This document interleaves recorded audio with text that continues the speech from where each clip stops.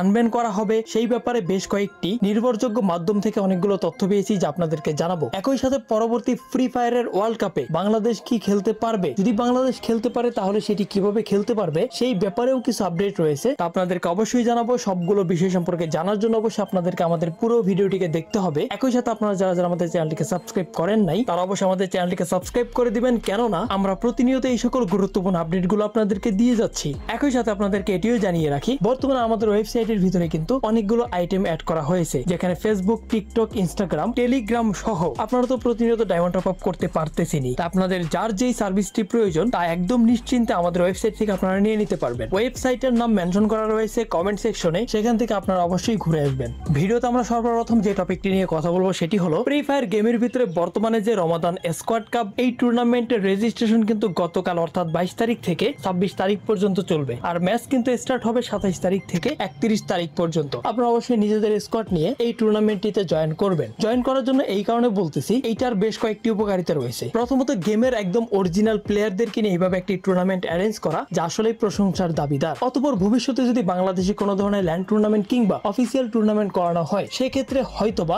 এই যে টুর্নামেন্ট রয়েছে এই টুর্নামেন্টের পয়েন্ট আপনার কাজে আসতে পারে। কারণ বিগত সময়গুলোতে আমরা যদি লক্ষ্য করি তাহলে দেখতে পাবো এইভাবে গেমের যে টুর্নামেন্ট গুলো ছিল সেগুলো কিন্তু পরবর্তীতে ভালো পারফর্ম করতে কিংবা ভালো একটি অবস্থানে যাওয়ার জন্য বেশ কার্যকারী ভূমিকা পালন করেছে।